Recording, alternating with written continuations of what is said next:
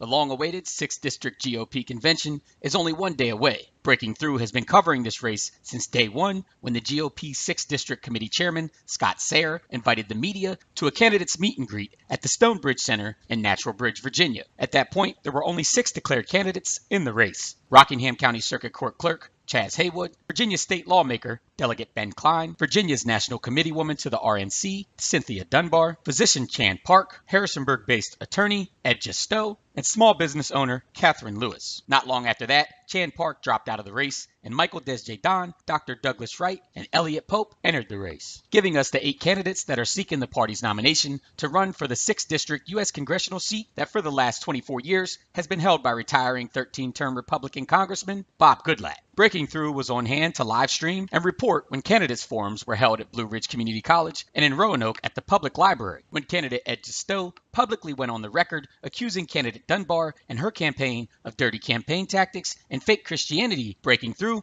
was right there. And likewise, when Cynthia Dunbar called a press conference to defend accusations against her character, not only by Justeau, but from supporters of almost every other campaign, Breaking Through covered the press conference and reported on it accurately. Since then, all HE double hockey sticks has broke loose, and more people across the 6th District have came out, accusing Cynthia Dunbar and the 6th District leadership of corruption and favoritism. Despite all of these accusations and attacks from this side to that side, all 8 candidates are still in the race and eligible to win tomorrow's nomination. Breaking Through wanted to interview every single candidate before tomorrow's convention, but since we could not, with only days left, we decided to interview all 3 of the candidates that have businesses or offices in Harrisonburg, where our home office is also located. We spoke to Chaz Haywood on his lunch break on the steps of the Rockingham County Courthouse, where he has served as the circuit court clerk since 2008. I grew up with my dad as a logger. I've talked about that. I put myself through college as a cobbler and using the GI Bill from the Army.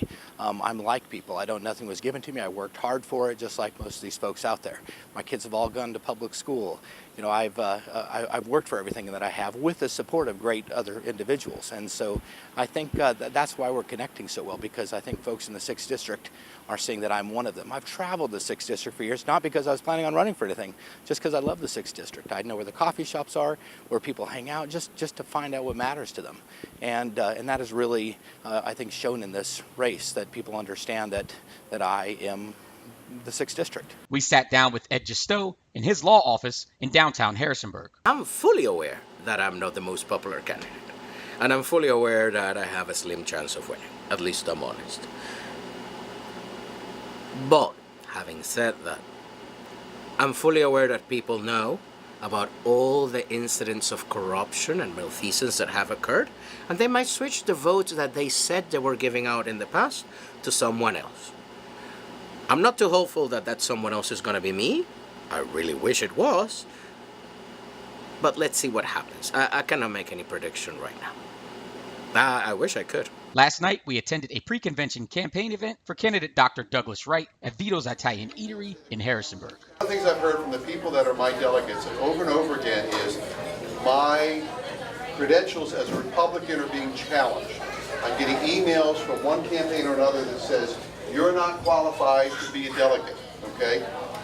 It's a tool that the other campaigns are using to suppress certain candidates and elevate their own. Okay, I think it's horrible. And you can quote me. Okay, it's horrible. All right? This should be an open process and welcome to everybody. And it is. If you get an email that says we challenge you and your credentials, all you have to do is hold up your ID card and say this is where we live. I voted here, I'm registered to vote, and I will support the candidate that comes out of this convention. He took a few minutes to speak to Breaking Through about his expectations for the convention and to hit home on his message once again. This is the first time in 24 years we've had a chance to choose our congressman with a clean slate. And it troubles me that I'm not hearing many people talk about the issues. I think if you're a delegate and you're undecided, I think you ought to press the candidates on their stance on the issues. Some of my colleagues are avoiding the issues. I've got ideas on many different things. I've got more experience than the other candidates, and I really would ask you to give me an honest consideration. Now, all 3 candidates said that they want a fair convention, and they believe the only way for that to happen is if Jack Wilson is elected the temporary chair for the convention. And there's one that Sayre recommended. The one that Sarah recommended wrote an article on the bull elephant that was incredibly chauvinistic. It was horrible. It was borderline sending women back to the kitchen and having no voice. So it was very insulting to women. I believe that person should not be the temporary chair. And since me and 5 other candidates, including Klein, Chas, Lewis, and I think their own was in it, or maybe not. I think that should be the person that should be the temporary chair, because ours has a good record. What up to this point has been widely believed to be an unspoken and whispered about two-person race between Cynthia Dunbar and Ben Klein may not be so clear-cut and dry tomorrow when voting takes place at the convention. Several delegates that I spoke to on condition of anonymity have stated that Dunbar's bad press and Klein's unwillingness to capitalize on it has them leaning towards 2 other men in this race, and those men are Chaz Haywood and Dr. Douglas Wright. Most people I talked to believe that Cynthia Dunbar will win the nomination, but with so much controversy surrounding her, no one I talked to would be surprised or upset if Chaz Haywood or Dr. Douglas Wright were to win the nomination. Expect large amounts of votes for Cynthia Dunbar and Ben Klein, and probably Chaz Haywood as well. And if the rules call for multiple rounds of voting, don't be surprised if Chaz Haywood or Dr. Douglas Wright, or even a long shot like Michael Desjardins or Ed Justeau, win the party's nomination. Of course, none of this is set in stone and merely a prediction based on our conversations with some, but not all of the delegates that will be voting tomorrow. And while we can't say with 100% certainty which candidate will win the party's nomination tomorrow, you can rest assured